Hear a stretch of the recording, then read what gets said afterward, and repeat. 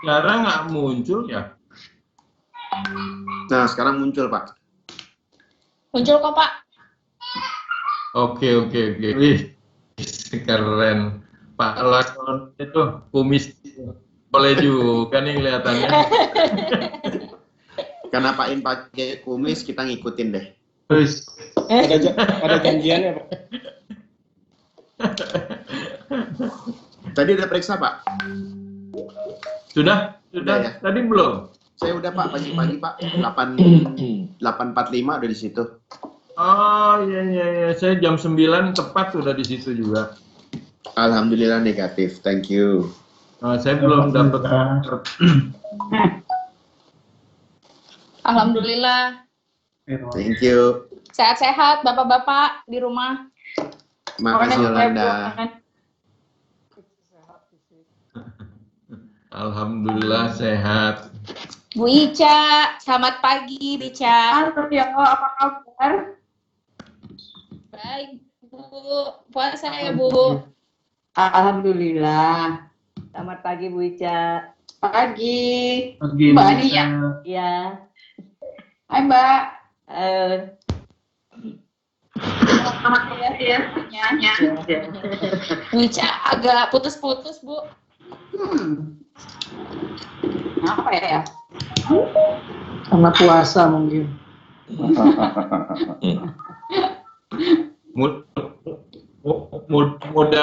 Mudah-mudahan di saya udah nggak putus-putus nih Pak Hasan, Bu Ica. Soalnya kemarin dapat penawaran dari First Media untuk yang apa namanya di naikin bandwidth-nya yang paling bagus gitu ya. Mudah-mudahan udah lebih bagus nih. Oh. Masih agak putus-putus sedikit, Pak. Amin, Pak. Masih juga ya? Masih, Pak. Masih yang juga, ya? yang modem dari kantor kemarin gimana, Pak? Udah dicoba? Justru itu saya itu baru kemarin dapat penawaran dari First Media, saya coba, katanya ini yang Pak Ini putus, Pak. polnya, nah kayak mau ya kayak band rumah gitu. Juga ya. Oke. Nanti deh coba saya pakai modem kantor aja ya, Cok. Pak Hasan kayaknya udah full brewok nih, Pak Hasan. List lain. Pak Hasan, apa kabar Pak Hasan? Pak Hasan belum di unmute. Hasan putus nih. Pak Hasan mantap nih seragamnya. Jumat terakhir. Oh iya. Oh iya bener. Mohon maaf nih. Oh, I completely forgot. Ya, ingat. Lagi pula biasanya nggak ada yang lihat, jadi nggak pada baju seragaman. Untung dress code-nya cuma atasnya doang kan. Bawahnya sarung kan ya, Pak? Bawahnya bebas.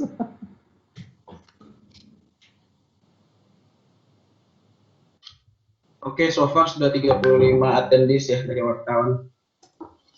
Oke, Siap, Ati. thank you. Ini mendingan nggak saya pindah dulu kali ya, takutnya malah hilang lagi. Didengar kok, Pak In? Dengar ya? Ya, Pak In, nggak apa-apa pakai yang ini Siap, dulu, Pak In. Pak. Disesuaikan dulu aja, Pak. Ya. Ya, wis. Ya, thank you. Ini kedengaran. Iya, kedengaran kok. Yuk, Yolanda mau dimulai yuk. Pak In, mau bisa dimulai, Pak In? Boleh, monggo. Udah. Pak Hadi udah join ya, Pak Hadi. Boleh, Pak. Pak Christian, selamat pagi, Pak. Selamat pagi, Bu Hani. Ya, ini kita udah mau mulai ya. Oke, baiklah. Oke, Yaya sampaikan tatipnya biar nanti Pak In langsung mulai. Silakan. Siap. Selamat pagi teman-teman semuanya. Terima kasih atas kehadiran teman-teman, rekan wartawan. Selamat pagi Bapak Ibu Direksi Bursa Efek Indonesia.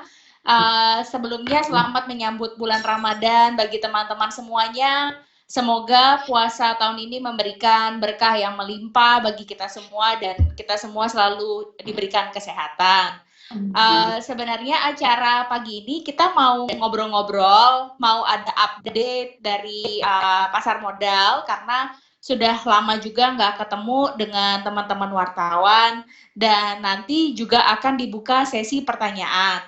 Baiklah, untuk memulai kami persilakan kepada Bapak Inarno Jayadi selaku Direktur Utama Bursa Efek Indonesia untuk dapat menyampaikan presentasinya. Kepada Pak Inarno, kami persilakan Pak. Terima kasih Yolanda. Selamat pagi seluruh wartawan yang ada di sini. Alhamdulillah nih kita bisa bertemu di pagi hari ini. Semoga semuanya sehat-sehat ya. Jadi kita sekarang ini mungkin baru pertama kali kita bertemu secara online ya. Dan ini yang sebetulnya mungkin kita sharing kepada rekan-rekan wartawan bahwasanya ini yang kita lakukan setelah kita work from home ya. Terus terang aja kita sudah melakukan work from home. Kalau dari saya sendiri itu sudah mulai dari 23 Maret. Dan kita punya kebiasaan ya, jadi kita punya kebiasaan setiap pagi kita ketemu antar direksi, sore juga ketemu, yaitu melalui online gitu ya. Dan juga beberapa meeting-meeting kita lakukan secara online gitu. Yang lain misalnya juga untuk ND, nota dinas atau signature segala macam, ada yang perlu tanda tangan juga kita pakai digital signature. Jadi memang dengan adanya pandemik ini behavior kita sudah mulai agak berubah juga ya, dan semakin ke belakang itu semakin kita bisa menyesuaikan dengan kita melalui online ya. Jadi di sisi yang lain juga aktivitas-aktivitas kita juga kita lakukan secara online, termasuk di dalamnya edukasi dan lain-lain. Saya rasa rekan-rekan wartawan juga menghadapi hal yang sama ya. Lebih banyak melalui online dan rasanya memang jangan-jangan setelah COVID-19 ini sudah berlalu, nanti kita juga behavior kita ini juga mulai berubah ya, gitu ya. Oke, Bapak Ibu yang saya hormati, selamat siang dan salam sejahtera bagi kita semua. Ya. Pada kesempatan ini kami akan menyampaikan kinerja pada industri pasar modal di tengah perkembangan wabah COVID-19 ya. Sampai dengan akhir minggu lalu ya, 17 April 2020, dapat kita laporkan bahwa indikator perdagangan mengalami beberapa penurunan dibanding penutupan tahun 2019. Beberapa di antaranya yaitu adalah penurunan indeks harga saham gabungan ya. Penurunan tersebut adalah sebesar 26,43% ya, menjadi 4.635. Dengan diikuti dengan penurunan kapitalisasi pasar sebesar 26,11%, itu menjadi 5.368 triliun. Selanjutnya kalau kita lihat yang di bawah itu adalah aktivitas perdagangan, itu terdapat penurunan rata-rata frekuensi transaksi harian sebesar 1,49%. 1,49% menjadi 462.000 kali, diikuti penurunan rata-rata nilai transaksi harian sebesar 23,84% menjadi 6,94 triliun rupiah. Di samping itu terdapat juga penurunan rata-rata volume transaksi harian sebesar 51,87%. Ya, menjadi sekitar 7 miliar saham, dibanding 2019 itu 14,54 miliar saham. Next. Bapak Ibu wartawan yang saya hormati, kalau kita lihat grafik di sini, tahun 2020 ini hampir seluruh indeks bursa global mengalami penurunan dengan diikuti penurunan nilai kapitalisasi pasar, ya. Penurunan indeks tertinggi dialami bursa Austria, ya. Kita lihat yang paling atas itu bursa Austria itu penurunan sebesar 35,05%. Sementara penurunan kapitalisasi pasar tertinggi, ya, dialami pasar saham di Amerika Serikat sebesar 3 triliun US dollar. Bagaimana dengan kita? Sama, indeks tercatat turun sebesar 26,43%, ya. Yang sebelah kiri kita lihat. Ini adalah per 17 April 2020.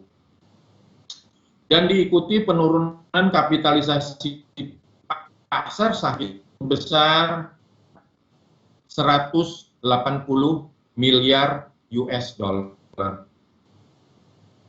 Next. Ya, ini adalah grafik, ya, pergerakan indeks harga saham gabungan dan nilai transaksi di tengah dampak wabah virus corona, ya. Jika diperhatikan, terdapat penurunan signifikan yang terlihat pada Maret 2020, ya. Dari saat awal pengumuman kasus corona pertama di Indonesia oleh Bapak Presiden Jokowi, ya, kita ingat, ya, waktu itu ada yang kena kasus corona 2 orang. Sampai dengan perkembangan meluas dampak virus corona di berbagai negara, kalangan investor global dan domestik memiliki respon negatif terhadap pasar keuangan, baik di dalam negeri maupun juga luar negeri. Situasi ketidakpastian ini terus berjalan sampai dengan saat indeks harga saham gabungan menyentuh level terendahnya di tahun ini, yaitu pada hari Selasa, ya, 24 Maret 2020, ya. Kita lihat bahwa harga saham gabungan turun sebesar 37,49 dibandingkan posisi akhir tahun lalu. Dan semoga ini menjadi puncak penurunan terdalam di tahun ini, ya. Mudah-mudahan. Mungkin sebagai informasi, penurunan indeks harga saham gabungan tertinggi sepanjang sejarah bursa yang ada yakni besar minus 50,6% akibat krisis keuangan global yang disebabkan oleh kasus subprime mortgage di Amerika Serikat. Namun meskipun kita lihat bahwa indeks harga saham gabungan mengalami penurunan, kalau kita perhatikan grafik di sini, ya, di komputer kita, aktivitas perdagangan terlihat cukup baik, ya, tercermin dari peningkatan rata-rata di bulan Maret yakni sebesar 7,9 triliun per hari. Terus meningkat dibandingkan bulan Februari dan Januari. Kita sempat di bulan Januari itu hanya 6,4 triliun dan Februari di 6,6 triliun. Sedikit demi sedikit kita mulai naik, bahkan sampai di Maret itu sudah mencapai 7,9 triliun. Next. Berikutnya. Halo, mana ini? Next. Ini kok nggak di itu? Halo? Rina. Ya Pak, itu sudah Pak. next belum Pak? Belum, di saya belum. Benar, udah? Iya, di layar sudah, Pak. Oh, jadi udah nih ya. Oke. Nah, ini baru berubah nih. rekan-rekan wartawan sekalian, kalau kita lihat dari grafik di atas ya, selain indeks acuan indeks harga saham gabungan yang turun di tahun 2020 ini, jika dilihat berdasarkan pertumbuhan indeks sektoral di Indonesia, terlihat pula bahwa terjadi penurunan pada seluruh indeks sektoral ya, yang sebelah kiri. Penurunan indeks tertinggi dialami oleh harga saham pada perusahaan tercatat di sektor aneka industri ya, itu sebesar minus 40,60%. 40,6%. Hal ini dapat terjadi seiringan dengan penurunan harga saham dari perusahaan besar ya pada sektor aneka industri, seperti salah satunya adalah PT Astra International Tbk ya. Saham ini sudah turun lebih dari 40% dari sebelumnya ya. Jadi itu yang mengakibatkan juga perusahaan tercatat di sektor aneka industri itu turun sejumlah 40,6%. Selain itu, jika dilihat dari penurunan di pasar, penurunan tertinggi dialami oleh saham perusahaan tercatat di sektor keuangan, ya, yaitu sebesar 708 triliun atau turun minus 27,9% dibandingkan dengan akhir tahun 2019. Oke, next. Berikutnya, pergerakan, udah belum nih? Sudah Pak Id, sudah Next. ganti slide. Oh gitu ya, oh berarti saya agak terlambat ya ininya ya. Oke, kalau ini tolong Koneksinya dikasih ya, Pak. abad-abad ya. Ayo, Iya, Pak. pergerakan indeks juga turut diwarnai oleh adanya aksi jual dari investor asing di awal tahun 2020 ya. Kalau kita lihat di yang slide yang paling kiri yang warnanya hijau, kita lihat di tahun 2019 itu masih terdapat net buy itu sebesar 49,2 triliun rupiah ya, yang masih dipengaruhi oleh aksi korporasi dari Mitsubishi UFJ yang membeli Bank Danamon ya, masih ingat ya kita ya, sebesar 46 triliun, dan juga Bank Nusantara Parahyangan sebesar 3 triliun ya. Nah, kalau kita lihat di tahun 2020 ini memang terlihat adanya kecenderungan tekanan jual dan peralihan ke safe haven seperti yang terjadi pada pasar keuangan global pada umumnya. Namun pergerakan pada pasar modal itu memang bersifat dinamis ya, termasuk jika kalau pengendalian pandemi COVID-19 mulai menunjukkan hasil, itu tentunya akan ada rebound ya. Sampai dengan 17 April 2020 telah terjadi itu net sales sebesar 14,87 triliun rupiah. Jika dilihat dari aktivitas jual beli investor asing di bulan Januari hingga Maret, terlihat bahwa aktivitas jual yang dilakukan oleh investor asing mulai terjadi di akhir bulan Februari hingga April 2020. Next. Oke, ya. Sudah next, Pak. Ya, oke, thank you y'all. Ini adalah pertumbuhan aktivitas IPO ya. Terlihat bahwasanya pertumbuhan aktivitas IPO itu masih cukup bagus ya.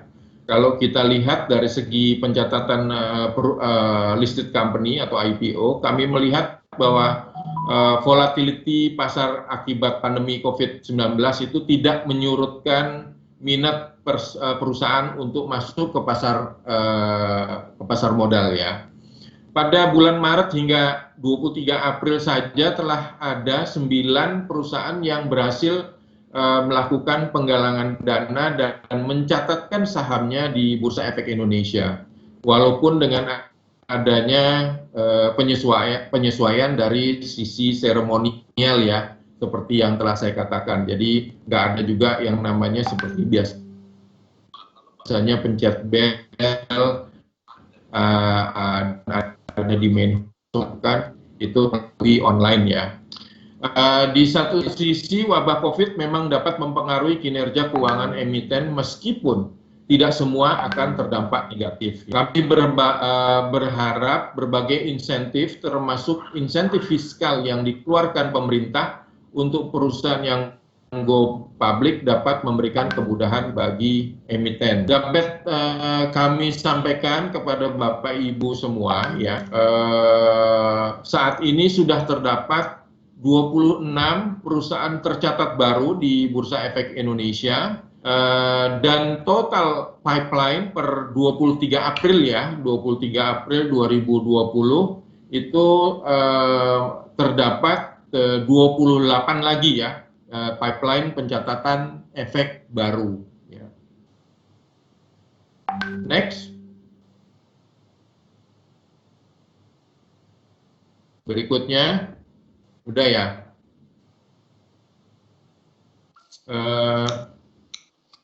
Udah ganti Pak. Oke. Rekan-rekan wartawan sekalian, ya, kita lihat di grafik tersebut ya.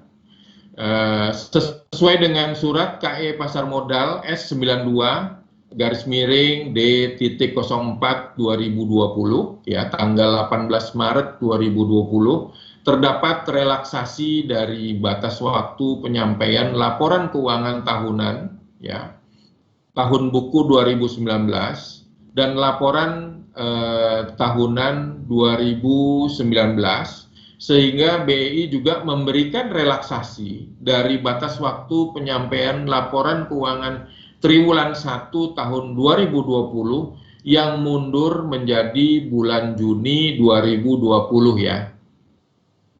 Hingga saat ini belum dapat terlihat gambaran kinerja keuangan perseroan tercatat secara keseluruhan ya, seiring dampak wabah virus corona dan penerapan PSBB.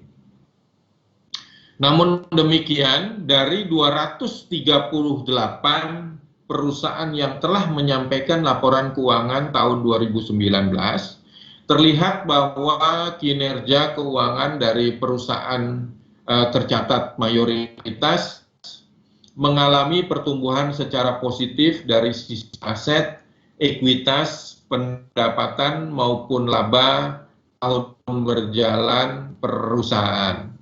Jika dibandingkan dengan data kinerja keuangan perusahaan tercatat Desember 2018, terdapat pertumbuhan pendapatan sebesar 1,87% ya. Jadi masih ada pertumbuhan pendapatan dibandingkan dari Desember 2018 ya. Itu masih ada growth pendapatan 1,87%. Kalau dilihat dari laba tahun berjalan pun juga masih ada growth sebesar 2,11%. Next. Kita berikutnya adalah pertumbuhan investor di pasar modal ya. Kita lihat bahwasannya dari sisi investor di pasar modal ya, alhamdulillah ya, kita juga masih tetap melaksanakan sosialisasi ya, walaupun secara digital ya. Kalau kita lihat perkembangannya, sampai akhir Maret 2020 kami masih mencatatkan pertumbuhan investor sebesar 8% dari tahun 2019 lalu ya. Jadi alhamdulillah dari sisi pertumbuhan investor per Maret 2020 itu masih ada growth sebesar 8%. Yaitu menjadi 2,679 juta investor ya. Angka tersebut merupakan jumlah investor saham, reksadana dan juga obligasi. Untuk investor saham sendiri ya, kita lihat ya dan kalau kita lihat itu merupakan 43% dari total investor ya secara total ya. Ini juga meningkat sebesar 5% ya dari 2019 ya, itu menjadi akhir Maret 2020 itu menjadi 1,161 juta SID saham baru dibandingkan yang sebelumnya di 2019 itu 1105, sehingga masih ada growth sebesar 5% dari tahun lalu. Next. Bapak Ibu yang saya hormati ya, jadi kita lihat bahwasanya walaupun kita itu work from home, kegiatan sosialisasi, edukasi, literasi selama work from home, selama pandemi COVID-19 itu tetap kita lakukan ya. Namun memang biasanya kita lakukan secara on-site ya, offline, fisik. Nah, sekarang kita lakukan secara daring atau online ya. Dapat kami sampaikan sampai 31 Maret 2020 ya, telah berlangsung 1.459 kegiatan literasi, inklusi, dan aktivasi dengan jumlah 63.999 peserta ya, di mana terdapat 67 kegiatan literasi dan inklusi secara online ya. Ini yang setelah online itu dengan jumlah yang justru lebih besar, yaitu 13.421 peserta ya. Jadi ini adalah selama kita dari Januari sampai 31 Maret ini, kita pada saat Januari kita masih sempat untuk secara offline, secara fisik. Namun setelah sekarang kita lakukan secara secara online. Selain itu, selama pandemik ini juga berlangsung 9 kegiatan mini expo secara online ya. 3 kegiatan hearing online dan one-on-one session online bersama calon emiten ya. Jadi kita tetap melakukan aktivitas seperti kita pada saat work from office. Next. Apa saja kebijakan, next ya. Apa saja kebijakan yang sudah kita lakukan untuk seluruh pelaku pasar modal Indonesia.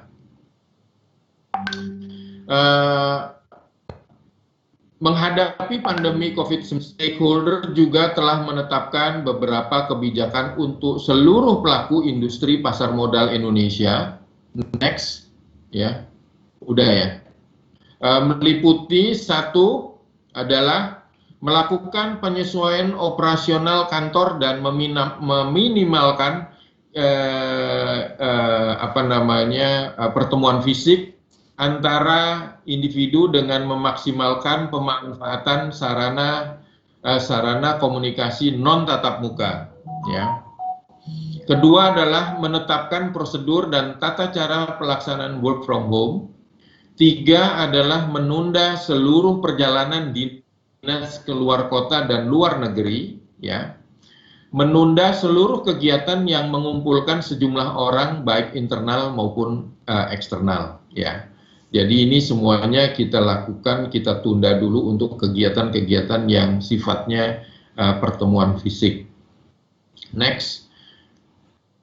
Ini adalah berikutnya adalah kebijakan yang untuk emiten dan perusahaan publik ya.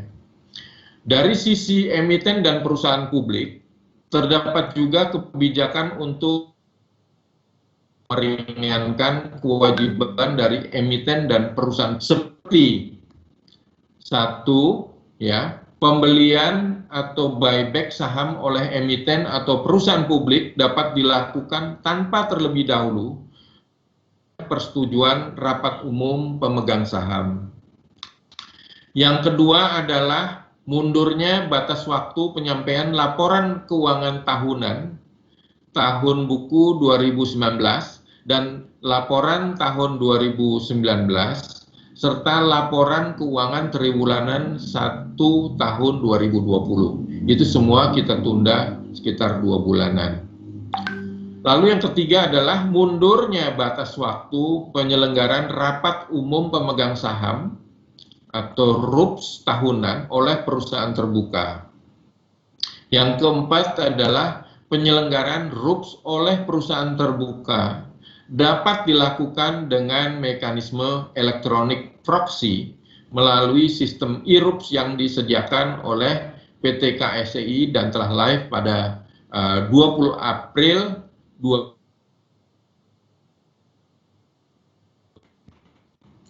Next. Ini adalah berikutnya adalah kebijakan untuk mendukung kelangsungan operasional perdagangan Bursa Efek Indonesia. Ya. Dari sisi operasional perdagangan BEI pun juga telah menyesuaikan dan mengeluarkan kebijakan. Hal ini tentunya untuk menjaga perdagangan efek yang teratur, wajar, dan efisien. Adapun kebijakan operasional perdagangan yang kami terapkan selama pandemik ini adalah sebagai berikut, ya. Tanggal 2 Maret, ya, kalau kita ingat, ya, 2 Maret 2020, Bursa mengumumkan kebijakan larangan atas transaksi short sale. Ya, tanggal 10 Maret kemudian di 2020, Bursa memberlakukan perubahan ketentuan batasan auto rejection 10% dan penambahan ketentuan trading halt sebesar selama 30 menit apabila indeks harga saham gabungan mengalami penurunan lebih dari 5%. Dilanjutkan dengan tanggal 13 Maret 2020, ya, mulai diberlakukan perubahan ketentuan batasan auto rejection itu 7% dan penyesuaian mekanisme pre-opening, ya, pre-opening ditiadakan itu pada tanggal 13 Maret 2020. Selanjutnya tanggal 26 Maret 2020, ya, Bursa merilis surat keputusan direksi atas perubahan waktu perdagangan, ya, atas transaksi bursa itu menjadi sesi pertama itu menjadi jam 9 sampai dengan jam 11.30, ya, dan sesi 2 pukul 13.30 sampai dengan 15.15. Ini yang mulai berlaku sejak tanggal 30 Maret 2020. Kemudian sejak 16 Maret 2020 hingga batas waktu yang akan ditentukan kemudian, karyawan diperbolehkan untuk bekerja dari rumah, work from home, ya.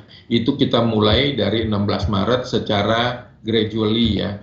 Seperti yang tadi saya katakan bahwasanya sebagian sudah ada di 16 Maret, nah giliran saya itu di 23 Maret, ya.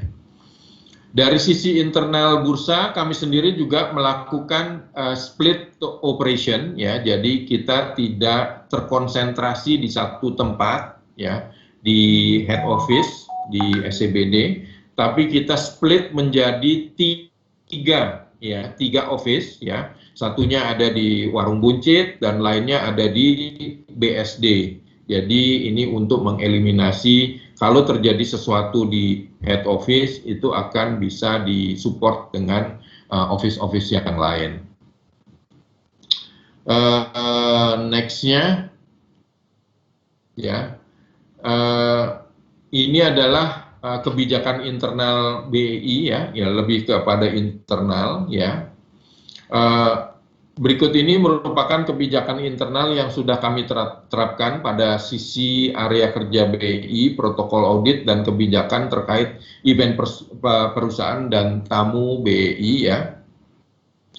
Karyawan juga sudah melakukan pemeriksaan kesehatan dan juga telah melaporkan kondisi kesehatannya itu secara berkala. Jadi kita secara periodik memantau kondisi kesehatan dari karyawan SRO ya.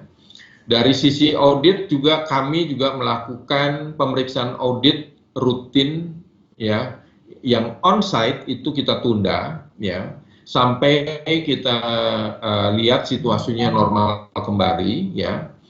Jadi kami melakukan remote audit atas pemeriksaan khusus ya, tidak on-site tapi remote audit.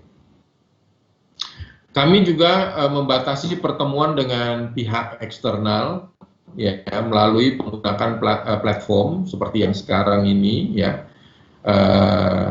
dan juga melakukan physical distancing.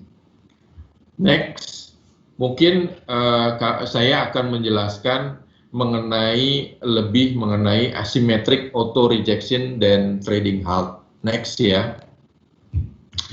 Rekan-rekan wartawan sekalian ya, menyambung pembahasan sebelumnya yang sebelumnya saya katakan ya, terkait kebijakan asymmetric auto rejection dan trading halt, dapat kami sampaikan bahwa penerapan kebijakan ini cukup berhasil menahan harga saham tidak turun lebih dalam karena adanya panic selling atau tekanan jual oleh para investor.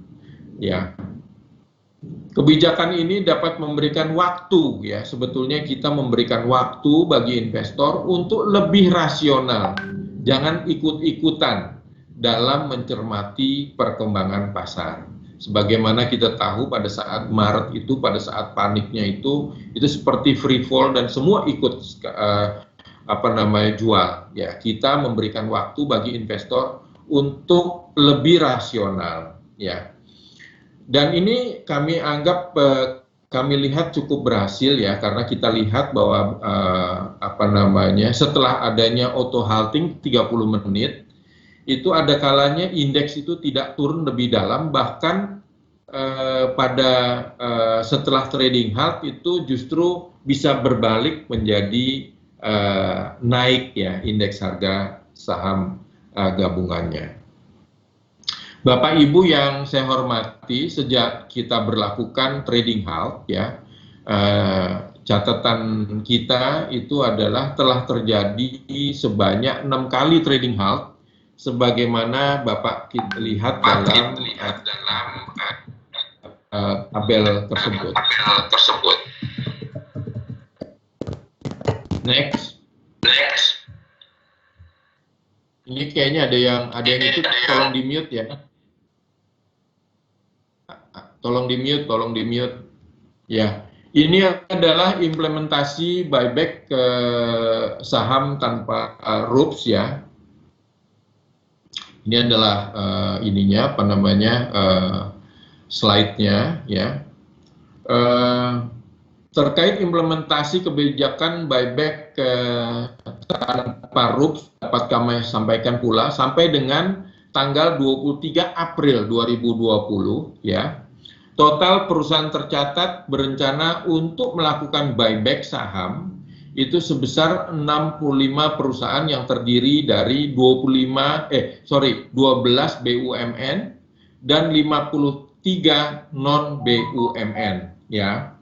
Saat ini sudah terdapat 7 BUMN dan 35 non BUMN yang telah melaksanakan buyback atau sekitar 66% dari total 65 perusahaan tercatat yang berencana akan melakukan buyback sudah melakukan.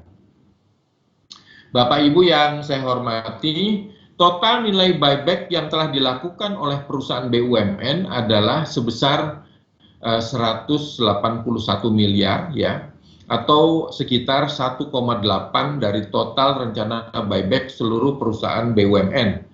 Sedangkan nilai buyback yang telah dilakukan oleh perusahaan non BUMN adalah sebesar 694 miliar atau 7,6% dari total rencana buyback seluruh perusahaan non BUMN. Next. Nah, ini adalah apa yang kita lakukan ya, Bapak Ibu dan rekan-rekan wartawan yang saya cintai, yang saya hormati. dalam rangka turut serta memberikan dukungan dan bantuan kepada para masyarakat terdampak COVID-19 serta para pejuang tenaga kesehatan sebagai garda depan dalam penanganan COVID-19, BEI beserta seluruh stakeholders pasar modal Indonesia melakukan sejumlah kegiatan penggalangan dana serta donasi melalui rekening pasar modal Peduli Indonesia. Salah satu asosiasi yang terlibat dan menyampaikan donasinya, itu salah satunya adalah Asosiasi Emiten Indonesia. Donasi tersebut secara simbolis telah diserahkan 20 April 2020. Ya. Semoga kita bersama-sama, asosiasi lainnya juga telah melakukan hal yang sama. Ya. Semoga kita bersama-sama saling mengulurkan tangan dan bantuan untuk dapat memerangi pandemik ini, sehingga kita semua bisa melaluinya dengan baik dan cepat berlalu. Rekan-rekan wartawan yang saya hormati, mungkin ini yang dapat kami laporkan pada kesempatan bincang-bincang dengan wartawan secara online ya kali ini. Tentunya sebelum saya tutup ya, saya mewakili Direksi SRO mengucapkan selamat menunaikan ibadah puasa bagi umat muslim semua ya. Semoga ibadah kita semua lancar, hikmat meskipun di rumah saja.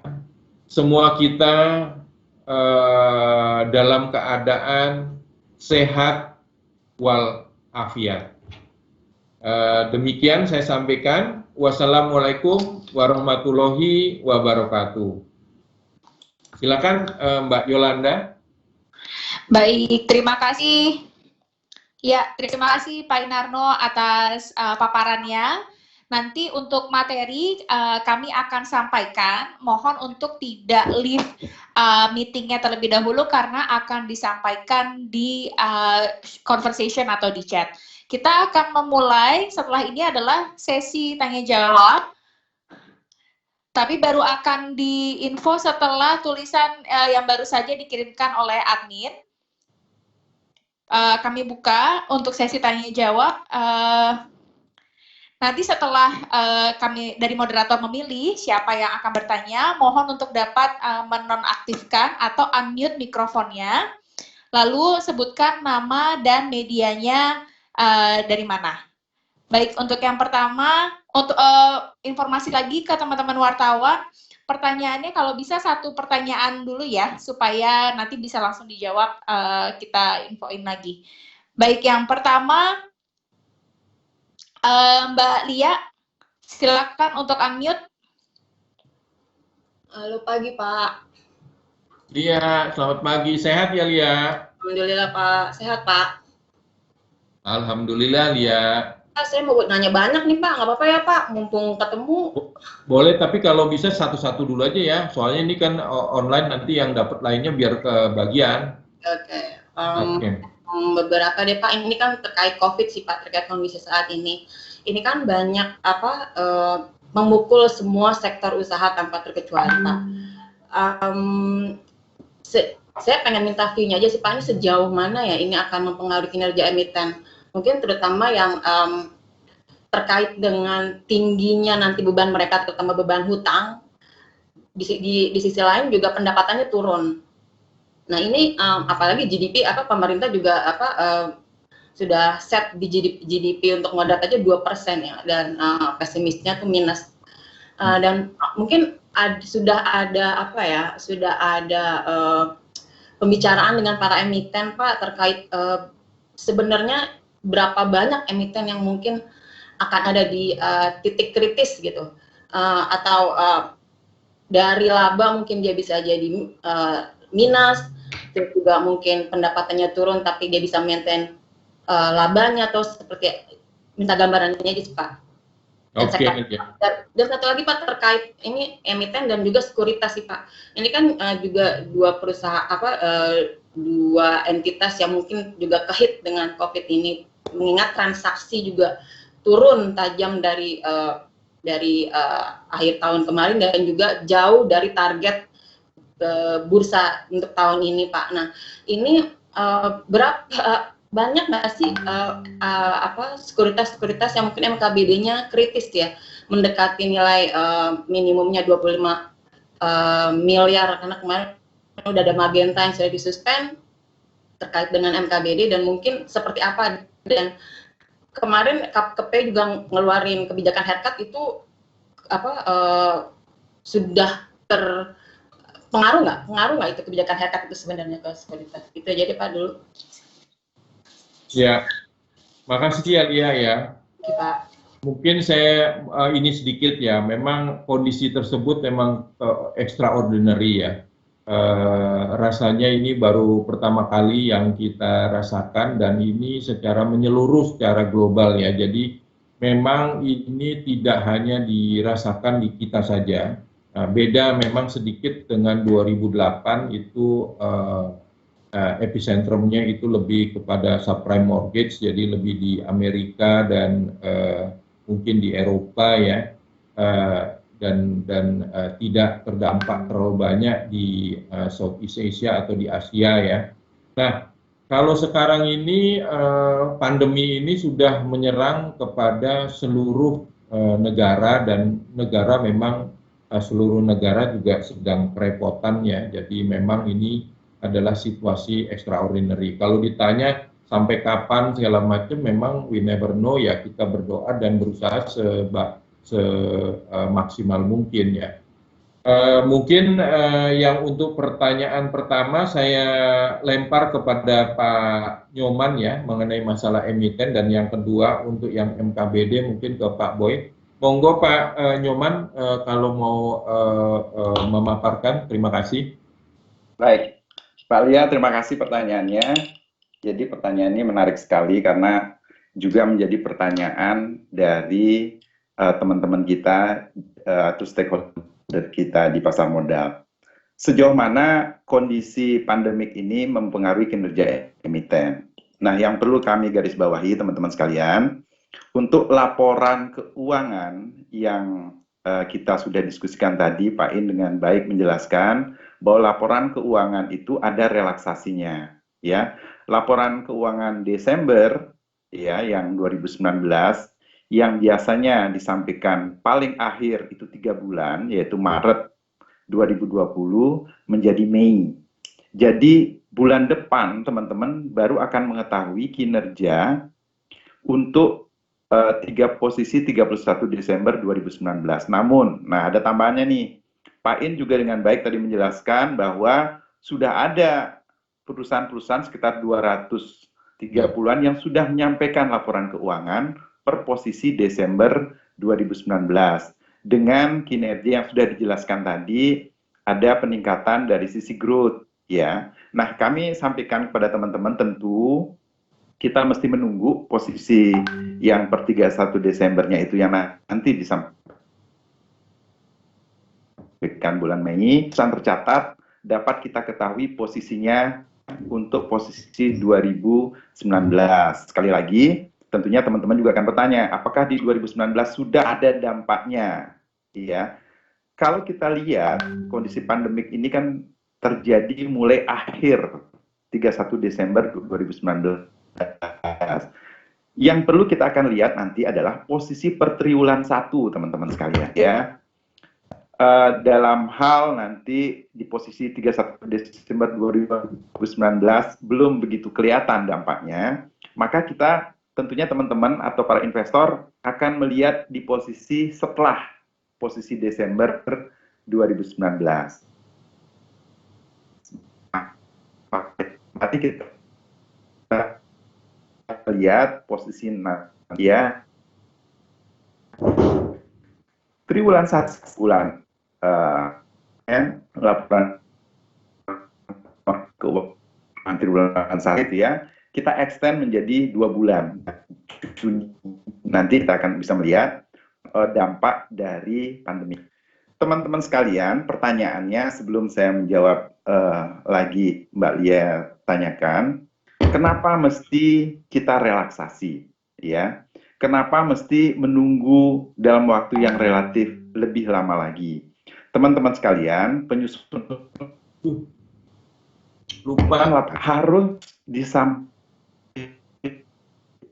harus disampaikan secara relevan dan reliable. Teman-teman, suara saya masih terdengar ya? Halo, Mbak Yolanda, suara saya masih kedengaran? Oke, Pak Nyoman. Masih Pak, masih terdengar Pak. Kameranya boleh Masih, Pak agak Yoman. diturunin sedikit Pak, supaya dari face front Pak, dari depan. Jadi laporan keuangan disusun. Agak putus-putus sedikit. Oke. Laporan keuangan wajib disusun Ya, lanjut, Pak. secara relevan dan reliable. Apa itu relevan? Apa itu reliable? Relevan artinya penyampaian laporan keuangan itu atau penyajiannya tepat waktu. Kalau misalnya Desember ditutup, ya disampaikannya Maret. Jadi pihak investor tahu kapan harus menggunakan laporan keuangan itu untuk mengambil keputusan sesuai dengan kekiniannya dia kondisinya. Namun teman-teman perlu juga dicatat, laporan keuangan itu harus reliable, handal. Bagaimana biar handal? Ya, ada auditor yang akan melakukan audit. Nah, dengan kondisi pandemik ini, secara internal perusahaan maupun secara operasional dari pihak auditor akan mengalami kendala. Melakukan audit, dari satu sisi internalnya juga menyiapkan laporan atau data yang dimaksud, sehingga teman-teman kita extend, sehingga laporan keuangan yang disampaikan nanti bisa handal angkanya. Pak In, di beberapa kesempatan juga sudah menjelaskan, kita melakukan extension ini sudah komparasi dengan bursa atau stock exchanges besar di ASEAN. Mereka secara umum extend juga, teman-teman sekalian, untuk nanti bisa menghasilkan laporan keuangan yang reliable. Nah, pertanyaan menarik, bagaimana dampaknya? Kita belum tahu dampaknya, teman-teman sekalian. Sampai kita nanti lihat angkanya. Ya. Yang kita bisa lakukan saat ini, teman-teman sekalian, terkait dengan pertanyaannya Mbak Lia, hutangnya bagaimana? Kita melakukan monitoring. Kami bersama OJK sudah berdiskusi secara online juga, kita kumpulkan data XBRL di website kita lewat platform IDX. Nah, kita monitor posisi hutang. Kita bagi posisi hutang terkait dengan posisi pembiayaan. Pembiayaan kita pecah lagi ke perbankan berapa exposure-nya, seluruh perusahaan tercatat kita. Ke multi-finance berapa. Kemudian penerbitan hutang, baik yang ditawarkan ke publik, ya dalam bentuk bond gitu ya, atau sukuk, atau tidak ditawarkan ke publik, misalnya dalam bentuk MTN. Itu kita mapping, teman-teman sekalian. Benar Mbak Lia tadi, valid sekali, bahwa dengan penurunan revenue, maka bagaimana dampak terhadap sustainability dan kemudian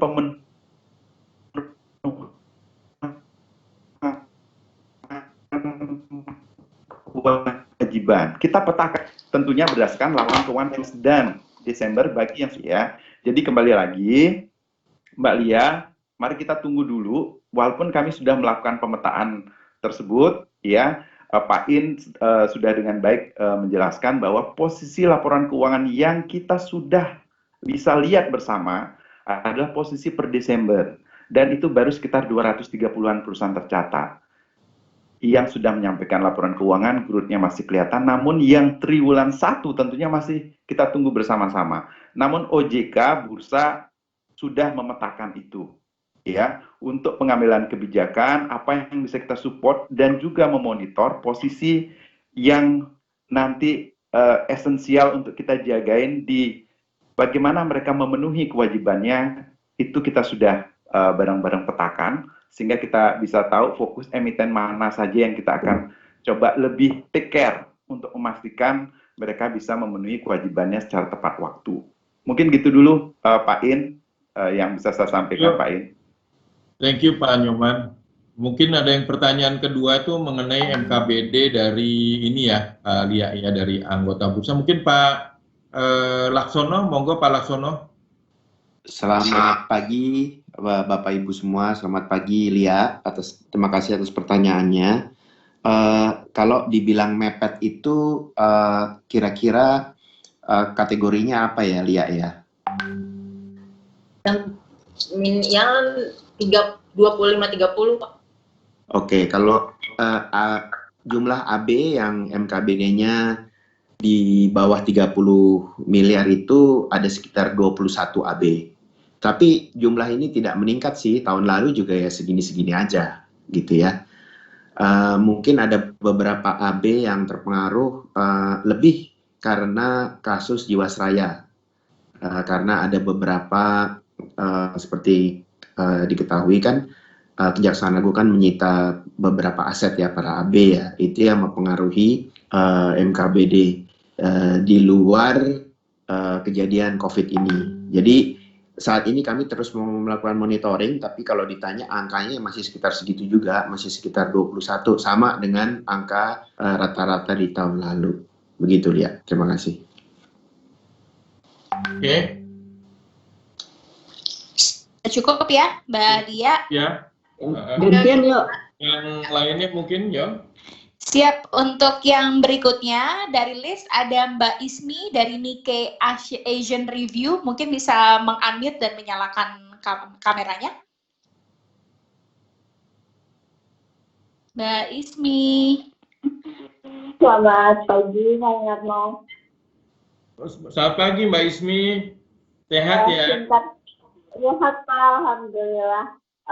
Singkat aja Pak, satu aja. Kalau dari catatan BI kan inflow sebenarnya udah masuk Pak, tapi saham itu masih inflow Pak, capital inflow dari asing.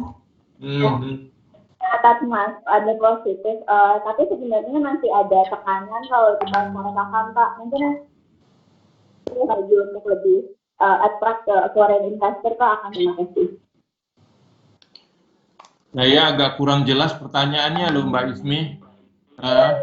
Jadi iya, strategi untuk attract more investor Pak, karena masih minus untuk di pasar saham ya, masih terjadi outflow intinya.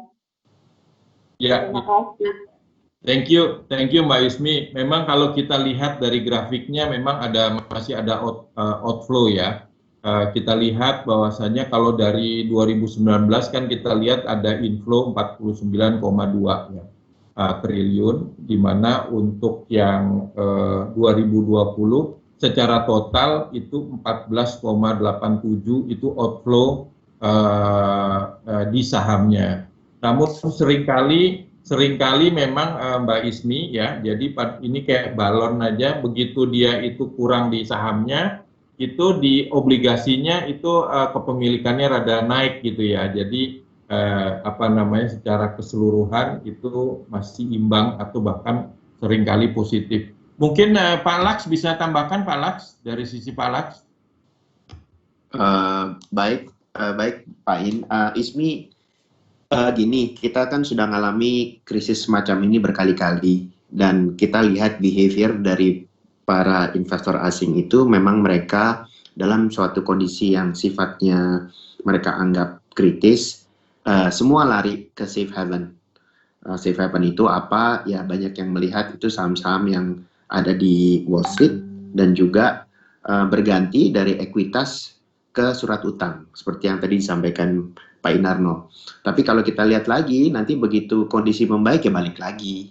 Makanya kita lihat selalu menimbulkan volatilitas yang tinggi pada saat terjadi krisis. Cuman kalau kita bandingkan, tahun 2008 indeks kita turun sampai 50%. Tahun ini kena COVID, turun, tapi cuman tadi yang seperti Pak In bilang 26%. Nah ini kita perlu highlight bahwa yang menyebabkan kejadian ini adalah karena dominasi investor domestik yang semakin membaik ya. Mereka berfungsi sebagai shock breaker begitu pada saat terjadi kejutan negatif di pasar modal. Jadi memang situasinya 2008 dan 12 tahun kemudian cukup berbeda in terms of partisipasi dari local investor. Kalau foreign investor memang nature mereka begitu, pada saat terjadi krisis seperti saya bilang tadi, mereka pasti lari ke safe haven. Terima kasih. Oke. Siap, terima kasih Pak Laksono. pengingat aja, reminder. Mbak Ismi sudah cukup, Mbak Ismi? Sudah, Mbak. Baik. Siap. Reminder untuk Bapak-Bapak dan Ibu direksi, mohon ketika menjawab boleh menyalakan kamera ya Pak. Kami juga mendokumentasi untuk arsip. Baik, untuk pertanyaan berikutnya dari Mbak Fatia, Reuters, bisa menyalakan kamera dan meng-unmute mikrofonnya. Silakan Mbak Fatia. Sorry, Bloomberg. Mohon maaf, Mbak Fatia.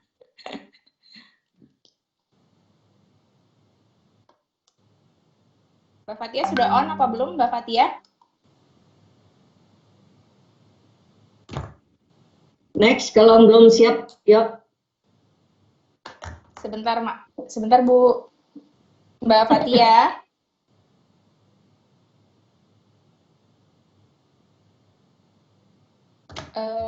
Bisa kok.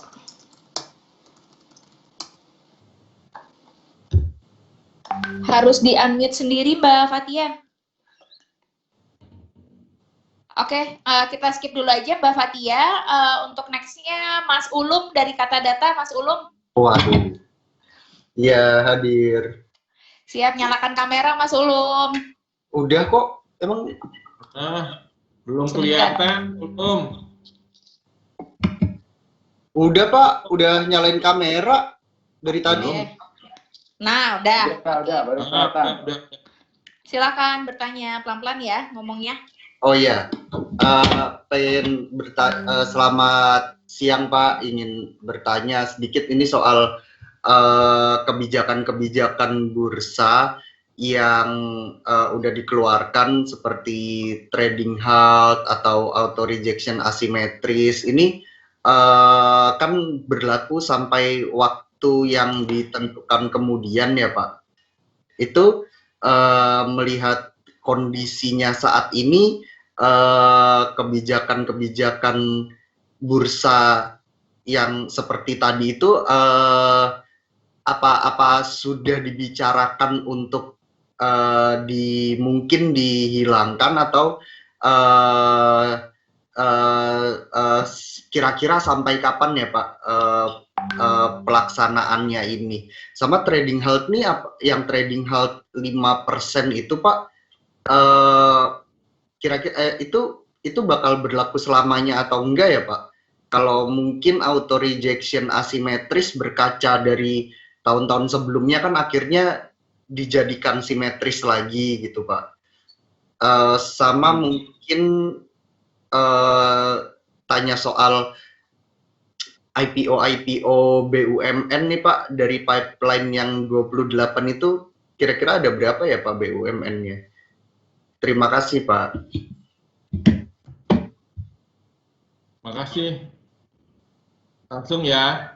Siapa? Ulum, Pak. rambutnya gondrongan tuh kayaknya. Iya Pak. Jadi Sengaja. Ulum, terima kasih, ada dua ya. Sampai kapan trading halt sama auto rejection? Selalu melihat situasi kondisi pasar ya, dan sangat-sangat melihat apakah masih tetap bisa kita laksanakan ya. Dan untuk sampai kapannya itu saya nggak bisa jawab, tapi ini adalah salah satu tools kita untuk memberikan waktu kepada investor agar supaya bisa mencerna lebih bagus dan juga jangan panik pada situasi kondisi seperti pandemi saat ini ya.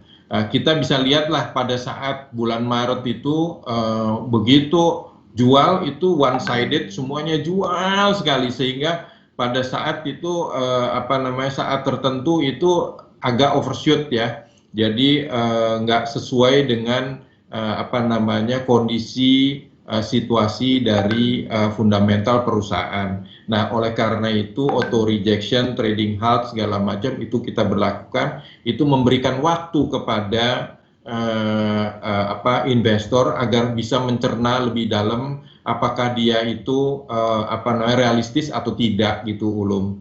Nah, Ini adalah tools kita untuk menghadapi pandemi tersebut.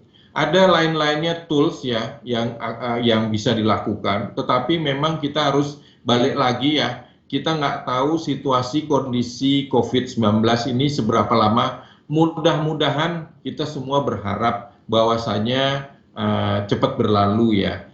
Oleh karena itu polisi-polisi tersebut juga kita lakukan dan kita betul-betul lihat dengan sesuai dengan situasi market gitu loh. Kalau memang sekiranya masih relevan diberlakukan ya kita akan berlakukan dulu gitu ya. Kalau memang sekiranya harus lebih berat, mungkin kita akan lebih berat, akan kita koreksi auto rejection atau trading halt-nya. Tapi kalau misalnya masih cukup oke sekarang dan kita harapkan dan kita rasakan masih cukup oke, ya udah kita berlakukan dahulu ya.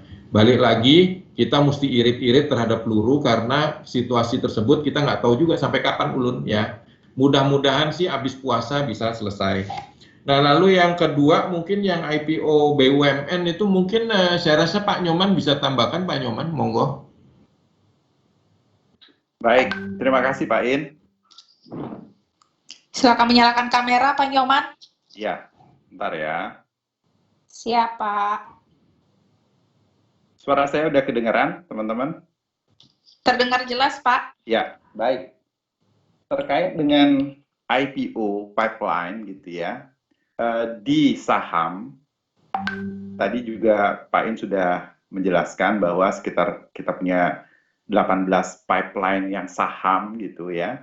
Kalau total tadi disampaikan sekitar 28, sisanya tentunya adanya obligasi. Kalau untuk saham, ya dari sisi sektor dulu memang tersebar, agriculture, finance, basic industry, chemical, trade service, hampir semua dari sektor itu ada, sampai dengan property, real estate, and building construction. Namun untuk saham memang kita masih menunggu perusahaan-perusahaan atau anak perusahaan dari BUMN, ya. Untuk obligasi, teman-teman sekalian, saya akan bacakan bukan hanya penerbitan obligasi yang baru, namun juga yang melakukan penerbitan kembali atas obligasi yang pernah yang sudah mereka lakukan. Di sini tentu cukup banyak BUMN, ya. Di sini ada PT Bank Mandiri Persero Tbk, terus kemudian PT Pegadaian Persero, PT Pelabuhan Indonesia Persero, terus kemudian ada PT Perusahaan Pengelolaan Aset, gitu ya, cukup banyak juga dari BUMN. Jadi untuk saham tersebar di berbagai sektor, untuk saham juga kita masih menunggu dari BUMN maupun anak BUMN. Sedangkan penerbitan obligasi baik yang berasal dari penerbitan baru maupun penerbitan kembali gitu ya untuk BUMN maupun anak perusahaan BUMN relatif cukup banyak, seperti yang saya tadi sampaikan. Terima kasih. Baik, terima kasih Pak Nyoman. Mas Ulum sudah cukup, Mas Ulum? Cukup Mbak Yolanda. Baik, mungkin bisa berfoto bersama dulu, Mas, Pak. Oke. Silakan, Haji. Ya, oke, siap. Untuk pertanyaan berikutnya dari Mbak Fatia ya. Mbak Fatia boleh di-unmute, udah siap, kameranya boleh dinyalakan Mbak Fatia? Udah nyalakan ya. Selamat siang. Selamat siang Pak, semoga semuanya sehat ya Pak. Pak In, Pak Nyoman, mungkin kalau saya lebih detilin lagi nih, kira-kira IPO sampai akhir tahun kita bisa balik ke tahun 2018 nggak ya? Karena kalau sekarang aja hitungan yang udah listed sama on pipeline aja udah 28 kan ya, udah 53 ya. Berarti bisa sampai berapa sampai akhir tahun? Dan Pak, M&A, kalau tadi pagi ada OJK mengumumkan BJB sama Bank Banten merger gitu, apakah di era konsolidasi seperti ini akan lebih banyak M&A lagi terjadi Pak di tahun ini, merger akuisisi Pak? Sama terakhir saya mau pastiin lagi aset yang masih dipegang asing, ada datanya nggak Pak? Kalau kita lihat dibandingin krisis 98, krisis 2008, dan sekarang masih ada asing megang aset berapa dan di apa Pak, di porto apa? Makasih ya Pak. Thank you. Silakan Pak. Thank you Mbak Fatia. Sehat ya Mbak? Udah lama nggak ketemu. Nah, thank you. Pak Nyoman bisa itu menjawab mengenai merger and acquisition, apakah ada atau kecenderungan ke arah situ? Itu monggo Pak. Oke, baik, terima kasih Pak In, Mbak Fatia. Saya coba jawab dulu yang IPO ya Pak ya. Tadi IPO sampai akhir tahun. Jadi teman-teman sekalian, tentu kita mengharapkan semua perusahaan yang ada di antrean pipeline itu masuk semua ya. Jadi secara sederhananya yang disampaikan oleh Pak In tadi ya, totalnya berapa gitu yang pipeline, itu kita tambahkan dengan yang sudah tercatat sampai dengan saat ini. Kalau dibandingkan dengan posisi tahun 2018 gitu ya, tahun 2019 yang kita 57 di 2018 dan 2019 55, tentu kita harus realistik teman-teman sekalian ya. Kita harus realistis melihat kondisi yang ada. Jadi dengan kondisi yang ada seperti ini, pipeline yang kita masih ada, kita upayakan akan semuanya tercatat. Namun tetap kualitas kita jaga teman-teman sekalian. Once dari calon perusahaan tercatat itu kita lihat memang ada yang perlu diperbaiki atau penyampaian informasi atau laporan keuangan mengakibatkan mereka di-extend penyampaiannya, kita akan lakukan. Artinya apa esensinya? Kita tidak hanya mengejar numbers, teman-teman sekalian. Kita tetap mengejar kualitas. Yang ada di pipeline saham sampai saat ini, sudah hampir semua sudah kita screening dan sudah mendapatkan izin prinsip dari Bursa Efek Indonesia. Dengan demikian ada proses untuk mendapatkan pra-efektif dan efektif dari OJK. Jadi kalau kembali lagi, pertanyaannya berapa kira-kira, kita dengan realistik, kita anggap yang sudah tercatat sekarang ya, plus jumlah yang ada di pipeline. Dan kalau dari si jumlah total, memang tentunya tidak akan seperti tahun 2018, teman-teman sekalian, karena kondisinya seperti itu. Namun berita baiknya, kalau kita bandingkan, karena ini kejadian pandemik ini terjadi di semua bursa, ya, di ASEAN, kalau kita lihat laporan dari EY Global Report, gitu ya, posisi per Maret, ya, kalau posisi per Maret, kalau saya cut off akhir Maret, kita 19 gitu ya, jumlah perusahaan tercatat per Maret. Itu adalah paling tinggi kalau kita bandingkan dengan Thailand, Malaysia, Singapura, dan Filipina. Thailand itu hanya 2 perusahaan tercatat sampai dengan Maret. Kemudian Malaysia 7, Singapura 3, dan kalau Filipina belum ada yang tercatat, teman-teman sekalian. Ya. Nah, kalau Mbak Fatia tadi mempertanyakan bagaimana apakah kita mungkin seperti 2018-2019, realistis saja tentunya akan lebih rendah, Mbak. Namun kalau dari sisi pencapaian, performance, kita bandingkan dengan ASEAN countries gitu ya, dan dengan kondisi yang sama global seperti ini, dari sisi jumlah kita masih yang terbaik, itu yang bisa saya sampaikan.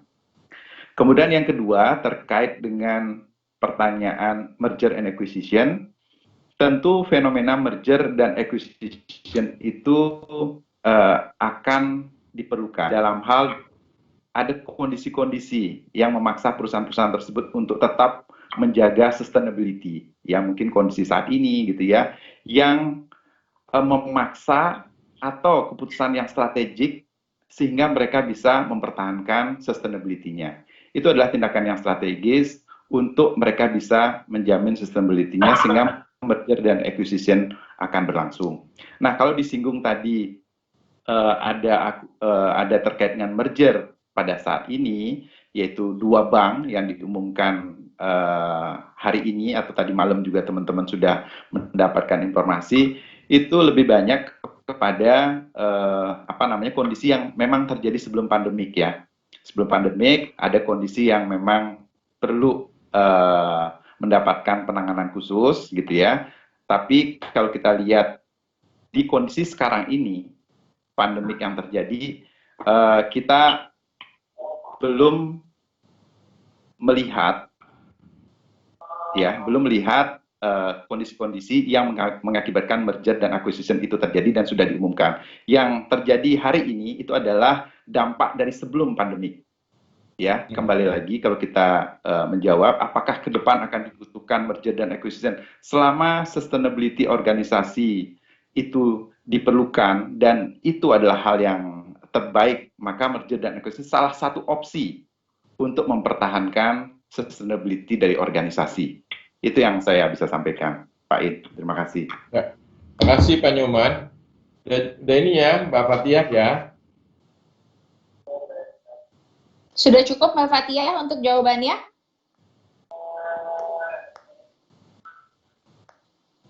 Mbak Fathia. Udah mungkin Wal, yang lainnya mungkin. Oh, dia belum pakai headsetnya. Kayaknya. Oke, kita akan ke pertanyaan berikutnya. Kepada Mbak Rizka dari Jakarta Post.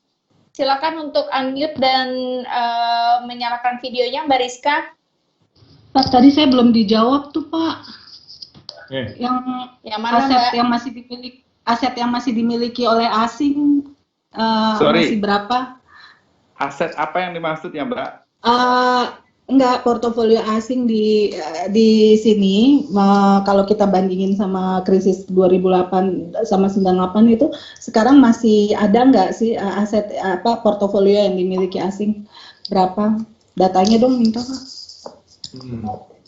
Mungkin bisa saya bantu jawab. Oke. Silakan Pak Lak. Monggo Pak Lak. Kameranya ya Pak Lak. Kameranya kelihatan nggak? Oke, selamat siang Bu.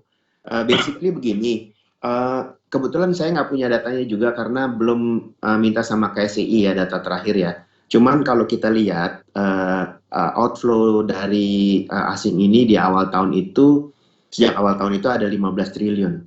Itu sih relatif kecil kalau dilihat dari total kepemilikan asing di Indonesia karena asing itu memiliki kurang lebih di tahun 2019 itu 51% dari total free float yang ada di Indonesia. Jadi 15 triliun definitely nggak mencapai angka 51% tersebut ya. Yang kedua, selama MSCI masih punya weighting di Indonesia, mereka tetap harus punya Indonesia. Ya, MSCI Global itu masih memasukkan Indonesia sebagai salah satu weightings mereka di MSCI Emerging Market Index. Jadi kalau ditanya masih ada, masih. Ya, siapa-siapa aja the usual suspect lah. Mungkin kalau ada LQ20 ya mungkin itu LQ20 saham-saham perbankan yang besar, Telkom, Unilever, Sampurna, Indofood dan lain-lain. Saya rasa itu. Terima kasih. Siap. Silakan. Pak Lak. Oke. Untuk yang selanjutnya ya Mbak Fathia, kita akan next ke Mbak Rizka dari Jakarta Post. Silakan bertanya. Mohon unmute dan juga nyalakan kameranya. Mbak Rizka. Yang Bapak sekalian, saya Rizka dari Jakarta Post juga dalam keadaan mau tanya untuk progres di sana. Kan ada rencana untuk bikin market maker sama kita keluarkan indeks baru ya Pak. Ini bagaimana? Terus apakah ada penundaan mengingat kondisi COVID saat ini? Selanjutnya, Sorry, saya nggak jelas dengar pertanyaan yang pertama apa, Rizka? Indeks baru, Pak. market maker dan indeks baru, Pak. Oh, market maker sama indeks baru, oke. Yang kedua, transaksi harian, Pak. Ini apa kan tahun lalu kan 5 triliun ya, Pak. Sampai kemarin itu baru 6,9 triliun, Pak. Pasti ada dari kita ada target nggak, Pak, untuk tahun ini? Makasih. Nggak jelas nggak jelas. Mbak Rizka, kalau enggak boleh diketik Mbak di kolom chat, nanti boleh saya bacakan pertanyaannya. Atau mengurangi bandwidth untuk ininya, face kameranya Mbak Rizka itu dimatikan. Lagi Ya. diketik. Ditunggu sebentar ya, Bapak.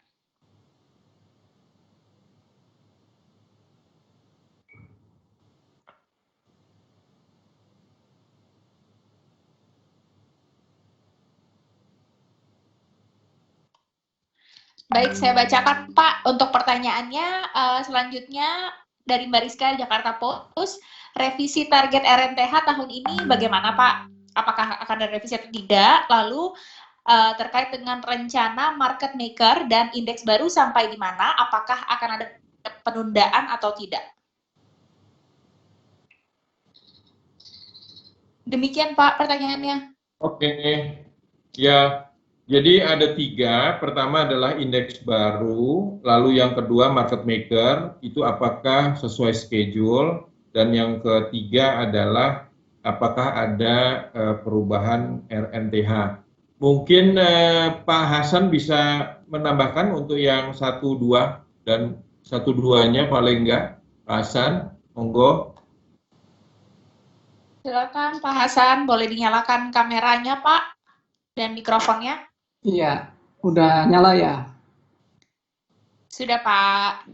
Ya, Pak. Terima kasih Pak In. Pertanyaan dari Rizka ya, Jakarta Post. Mungkin saya coba menjelaskan yang terkait dengan rencana pengembangan untuk indeks baru. Jadi teman-teman sekalian, rasanya pengalaman kita beberapa waktu belakangan, penerbitan indeks-indeks baru yang kita lakukan, alhamdulillah kita mendapatkan respon dan akseptansi atau penerimaan yang baik gitu ya, terutama dari sisi buy side.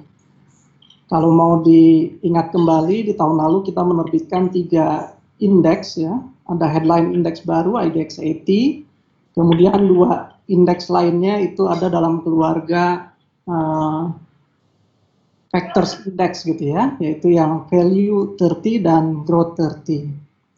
Teman-teman sekalian, tahun ini kita merencanakan tetap melakukan pengembangan indeks baru, khususnya indeks yang kita rasakan akan juga nantinya menambah alternatif pengelolaan dana maupun investasi, baik oleh buy side, para manajer investasi, maupun para investor kita yang relatif ingin melakukan pilihan alternatif investasi secara passive manage. Nah, 2 keluarga indeks baru yang akan kita terbitkan, yang pertama yang tematik, yaitu yang ESG, indeks yang orientasi ramah lingkungan. Ini masih akan kita lakukan dan insya Allah tetap ditargetkan kita luncurkan di tahun 2020 ini. Tahapnya sampai di mana? Nah, untuk hal ini kami Bursa Efek Indonesia berkeyakinan untuk menggandeng para analytics dan index provider ESG yang sudah diterima secara luas di market global. Kita sedang dalam proses seleksi mitra yang akan kita tunjuk untuk menjadi ESG analisis dan memberikan scoring ESG sebelum kita racik menjadi indeks ESG yang baru di Bursa Efek Indonesia. Ada 3 nama yang sudah menjadi shortlisted atau calon terpilih terakhir, dan sekarang kita sedang melakukan proses seleksi finalnya.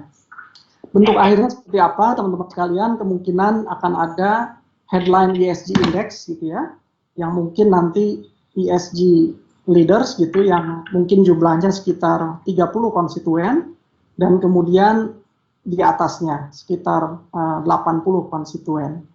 Kemudian ESG yang lainnya adalah yang tematik. Jadi yang nanti ESG Syariah Index, yang juga kemungkinan nanti sedang kita rencanakan untuk terbit dalam 2 kelompok indeks yang kurang lebih sama. Jadi ESG JE 30 maupun ESG JE 80 atau 80. Nah, yang menarik tahun ini juga kami melakukan proses untuk mengembangkan indeks baru dalam keluarga indeks factor index yang lain, yaitu yang fundamental factor index, yang akan kita lihat dari sisi pemenuhan aspek kualitas kinerja para emiten dimaksud. Insya Allah nanti bentuknya adalah IDX Q30, jadi IDX Quality 30, yang juga mudah-mudahan akan dilakukan bersamaan dengan penerbitan yang syariahnya. Jadi IDX JEQ 30 Index. Jadi ada 2 indeks baru dalam kelompok faktor fundamental untuk melihat kualitas atau kinerja emiten. Nah, faktor apa yang dilihat? Tentu yang selama ini menjadi acuan valuasi para fundamental value investors ya. Nanti akan kita lihat dari sisi PER-nya, kemudian ROE, ROA-nya, dan juga growth dari sisi pertumbuhan laba dari tahun ke tahun. Jadi itu Mbak Rizka dan teman-teman, jadi mudah-mudahan tetap sekalipun kondisi saat ini kita menghadapi kondisi yang tidak normal, tapi kami merencanakan pengembangan indeks-indeks baru yang mudah-mudahan akan direspon dengan baik dan menambah gairah di pasar, tetap akan kita lakukan di tahun ini. Gitu Pak In. Thank you. Oke, makasih Pak Hasan. Mungkin Pak Boy, monggo mengenai market maker Pak. Pak Laksono, sorry. Baik Pak.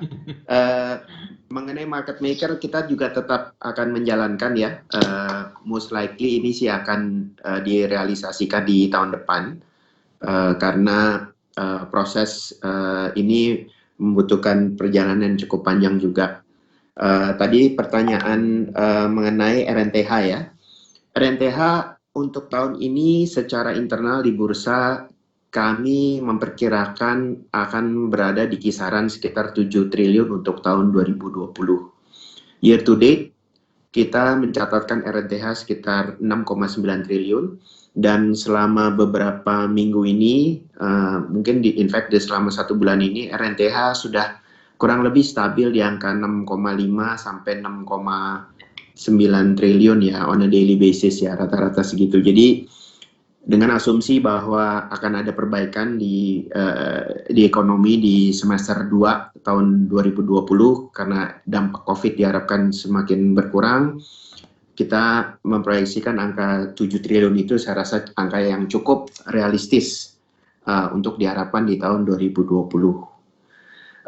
Sebelum saya tutup soal ini, saya akan menambahkan sedikit mengenai tadi pertanyaan mengenai kepemilikan asing, datanya sudah dikirim oleh tim. Akhir tahun 2019 kepemilikan asing itu secara persentase itu ada 51,9%. Per 23 April itu turun sedikit ke 49,8%. Jadi again menjawab tadi pertanyaan dari Bloomberg, pemilikan asing masih tetap ada di Indonesia. Turun sedikit, seperti kita ketahui ada net outflow sekitar 15 triliun. Terima kasih. Thank you Pak Lak. Yo, Thank you Pak Laksono. Monggo Mbak Yo. Siap. Iya, masih ada sisa 2 penanya lagi ya Pak. Dari Colby Kontak, silakan. Ini Mas atau Mbak ya? Mohon maaf. Colby dari Kontan. Silakan untuk langsung unmute dan menyalakan kameranya. Mungkin kalau koneksi kurang stabil, boleh dimatikan kameranya, dinyalakan saja mikrofonnya. Apakah ada Colby dari Kontan?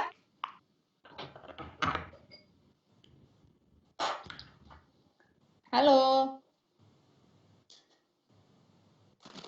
Kayaknya Mbak Colby ya? Mbak Colby dari Kontan. Sudah masuk belum ya? Oke, kalau belum ada Oke. jawaban, kita langsung tanya ke berikutnya. Mas Rizal dari CNBC. Mas Rizal, silakan untuk unmute. Halo. Ya. Halo, Mas Rizal ya. Ya, siang Bapak-Bapak. Hari Mas Rizal. Ya, Pak, saya ingin tanya Pak, kalau dengan kondisi pasar seperti sekarang ini kan dulu sempat ada target untuk target emisi tahun ini 200 triliun ya Pak ya. Apakah dengan pertimbangan sekarang itu akan dipangkas Pak target 200 triliun apa seperti apa? Sama rencana IPO tahun ini jadi realisasi apa enggak Pak? Itu aja Pak. Makasih Pak. Aduh, ya. Iya, Saya Pak. nggak denger tuh. Kedengeran nggak Pak? Boleh di chat, Ya, diketik di chat, Mas. Mas Rizal, Putus, boleh diketik di kolom Bos. chat. Sebentar ya, Pak. Iya. Oke. Sedang diketik.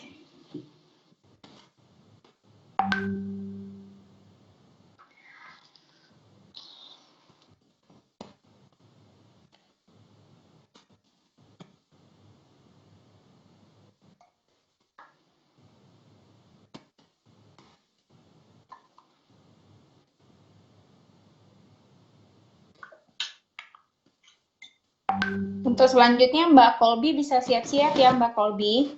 Setelah Mas Rizal.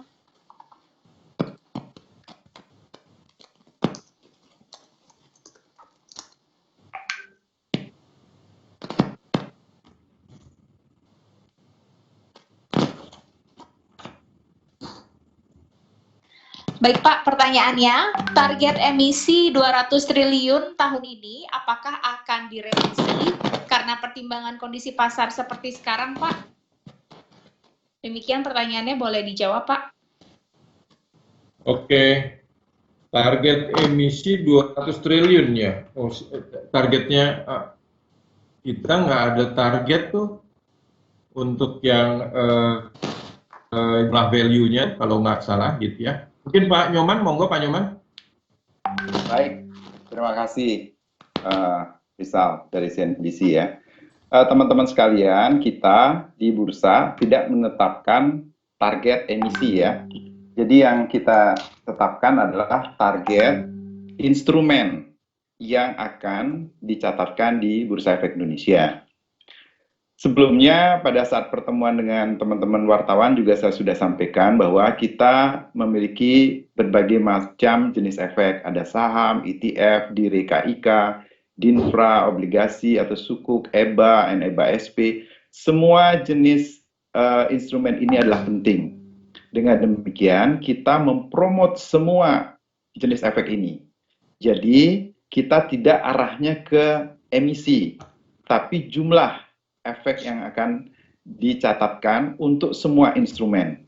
Karena apa? Karena pilar dari pasar modal kita harus bertumpu tentunya salah satunya kepada jenis efek ini. Jadi kembali lagi, kita bertumpu kepada jenis efek yang dicatatkan dan kita promote semua. Dengan demikian kita akan berikan perhatian kepada semua jenis efek ini.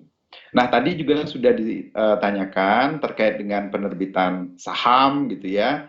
Apakah bisa sampai dengan target yang sebelumnya? Tentunya saya sudah jawab tadi, kita realistis. Kalau sebelumnya di tahun 2018 sempat 57, 2019 55, saat ini tentunya kita harus realistis teman-teman sekalian. Yang kita bisa gambarkan adalah berapa sekarang yang ada realisasinya. Realisasi untuk saham sampai dengan saat ini itu 26 teman-teman. Dan saya sudah emphasizing tadi bahwa untuk posisi per Maret saja di ASEAN kita yang tertinggi. Jadi kita tentunya tetap membandingkan diri kita dengan environment kita. Karena kondisinya global ini adalah kondisi yang dialami atau impact-nya kepada kita semua. Nah, yang menarik adalah di saham pada saat ini sudah tercatat 26, di pipeline masih ada 18 teman-teman sekalian. Ya, di pipeline ada 18 artinya apa? Semua itu sudah diproses oleh bursa lewat screening, lewat mini expose, lewat penelan dokumen, dan sedang masuk ke otoritas jasa keuangan untuk mendapatkan pre-efektif dan akhirnya efektif. Itu kita tunggu. Jadi pipeline-nya ada 18 untuk saham. Kemudian untuk obligasi perusahaan tercatat yang baru, ya, di tahun 2020 belum ada, namun di pipeline sudah ada 4 teman-teman sekalian.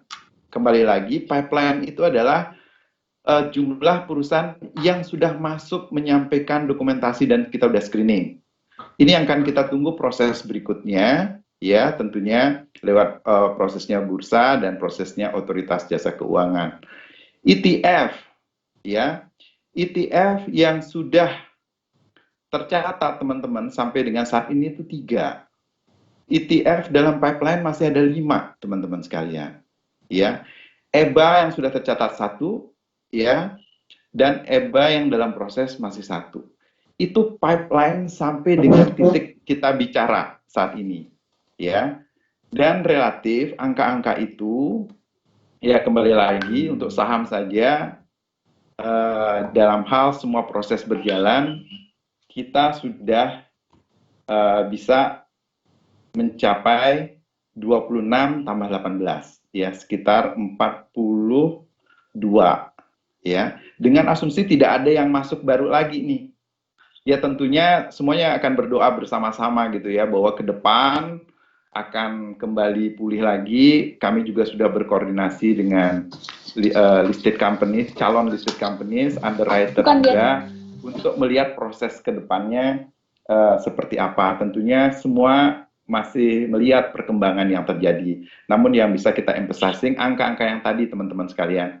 Kita sudah punya berapa yang sudah tercatat, berapa yang sudah ada di pipeline sampai sekarang. Ya, itu Pak In, terima kasih Pak In. Oke, thank you Pak. Siap Pak Nyoman. Singkat aja nih Pak, ada pertanyaan lagi dari Mas Rizal, satu, elektronik IPO jadi realisasi tahun ini atau tidak Pak? Singkat aja. Iya, baik. Pak Laks boleh bantu Pak, IPO Pak. Oke Pak, IPO ya Pak ya. Sampai saat ini kami masih menunggu approval ya dari OJK mengenai pengenaan IPO ini. Dari segi sistem sih kita sudah siap. Belum ada perkembangan baru lagi, kecuali kami menunggu approval dari OJK untuk menjalankan ini. Saya rasa mungkin dengan kondisi saat ini ada kebijakan-kebijakan tertentu untuk mungkin ya menahan kebijakan baru ini, saya rasa. Demikian. Oke. Terima kasih Pak Laks. Oke, terima kasih Pak Laks. Untuk pertanyaan terakhir dari Mbak Kolbi akan saya bacakan ya Pak. Baik. Untuk pertanyaannya, soal IRUPS kelanjutannya bagaimana? Karena dari infonya OJK sudah tanda tangani aturannya 2 hari yang lalu. Lalu apakah sejauh ini ada perusahaan yang menunda untuk IPO? Dan yang terakhir, pemerintah memutuskan untuk menutup akses darat, laut, dan udara dengan melarang penerbangan dan menghentikan KAI. Apakah ini akan menjadi sentimen yang negatif bagi pasar modal? Silakan dijawab, Pak. Yang pertama pertanyaannya dapat, Pak. Udah, thank you. Pak In, Oke. saya minta izin jawab Pak In. Monggo Mbak, Pak. Baik. Silakan, Terkait dengan IRUPS, teman-teman benar. 2 hari yang lalu sudah terbit apa yang kita tunggu-tunggu, yaitu peraturan mengenai pelaksanaan RUPS secara elektronik.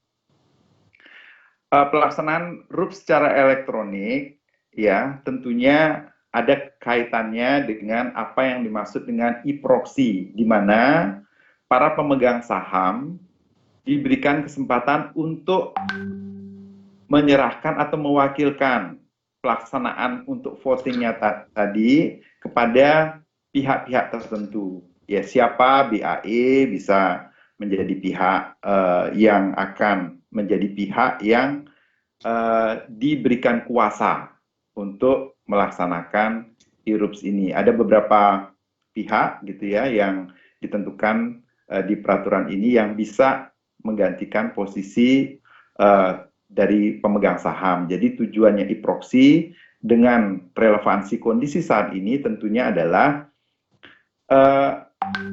mengurangi dalam artian bahwa dalam hal nanti IRUPS dilakukan dan membutuhkan koneksi hubungan ya dengan cara seperti kita secara virtual ini, tentunya semakin banyak pihak akan mengganggu komunikasi yang terjadi, sehingga dalam hal pemegang saham sepakat maka akan dilakukan e-proxy, sehingga pihak nanti yang akan terlibat dalam pelaksanaan RUP tidak sebanyak jumlah pemegang saham. Let's say jumlah pemegang sahamnya ribuan gitu ya. Kalau nanti menggunakan virtual communication seperti kita, tentunya ada kendala, karena kendala infrastruktur. Dengan demikian ada ketentuan di IRUPS itu tentang e-proxy gitu ya. E-proxy di mana pihak menguasakan kepada pihak-pihak tertentu. Nah, setelah e-proxy berjalan, tentunya ada pelaksanaan e-voting nanti. Bagaimana para pihak atau pemegang saham atau pihak yang dikuasakan untuk mengambil keputusannya. Itu lewat sarana virtual juga, teman-teman sekalian. Jadi teman-teman para pemegang saham sudah bisa berada dimanapun selama koneksi internetnya jalan dan terdaftar. Nanti akan ada proses tentunya di IRUPS yang diikuti, sehingga teman-teman mendapatkan akses pada saat pelaksanaan voting sesuai dengan tanggal pelaksanaan RUPS-nya. Pelaksanaan pemberitahuan panggilan tentunya mengikuti prosedur yang ada, teman-teman sekalian. Kemudian e-proxy berjalan, kemudian masuk ke tahapan pengambilan keputusan lewat pelaksanaan e-voting. Nah, dua hal yang penting di pelaksanaan IRUPS ini, pertama adalah infrastruktur peraturan, sudah ada, ini yang kita tunggu. Yang kedua, infrastruktur nanti media atau infrastruktur teknologi yang akan digunakan. Nah, tentunya ini juga akan menjadi penting bagaimana pemilihan, seperti kita sekarang memilih teknologi Microsoft Teams misalnya, untuk bisa kita meyakinkan komunikasi akan berjalan baik pada saat pelaksanaan RUPS nanti. Jadi kembali lagi, ini sudah bisa dilaksanakan untuk RUPS di bulan Mei, untuk DPS 20 April. Ya, di Mei ini sudah bisa dilaksanakan. Kemudian apakah ada yang menunda IPO? Ya, teman-teman sekalian, dari data yang ada, dari sekian yang saya sudah sampaikan kepada teman-teman, memang yang secara eksplisit menyatakan bahwa menunda karena pandemik ini ada 3 perusahaan, teman-teman. Jadi karena kerahasiaan saya tidak akan sebutkan nama, gitu ya. Tapi kalau di-emphasizing lagi, dari sekian jumlah perusahaan yang sudah tercatat saham, 26 yang sudah tercatat di pipeline 18, gitu ya. Boleh kita lihat bahwa angkanya memang tidak signifikan. Hanya ada 3 yang mengatakan menunda. Menunda itu artinya tentunya akan melihat lagi perkembangan, karena proses sudah berjalan, namun karena kondisi ini mereka memutuskan untuk melakukan penundaan. Itu ada 3 perusahaan. Terima kasih, Pak In. Thank you, Pak Nyoman. Siap. Udah ini ya. Yol, kembali lagi ke Iya, Mbak Pak. Yolanda. Monggo. Siap, Pak. Ini ada pertanyaan yang terakhir, Pak. Pemerintah memutuskan untuk menutup akses darat, laut, dan udara dengan melarang penerbangan dan menghentikan KAI. Apakah akan ada sentimen negatif, Pak, bagi pasar saham? Makasih nih, Mbak Yolanda. Insya Allah enggak ya, kalau kita lihat indeks hari ini pun juga kan enggak terdampak terlalu banyak, bahkan nggak terlihat ya dalam dalam penurunan ataupun koreksi harga. Rasanya sih rasanya sih kalau misalnya itu ini kan untuk meredam meluasnya pandemi COVID-19 ya. Jadi rasanya sih nggak akan terpengaruh terhadap indeks kita. So far sih kalau untuk hari ini aja juga kelihatan bahwasanya indeks kita juga cukup stabil kan, tidak terdampak terlalu banyak. Insya Allah sih nggak akan ada pengaruhnya. Kalau ada Bapak yang mau menambahkan direksi yang lain, silakan monggo. Silakan, apakah dari direksi lain ada yang mau ditambahkan, Bapak, Ibu?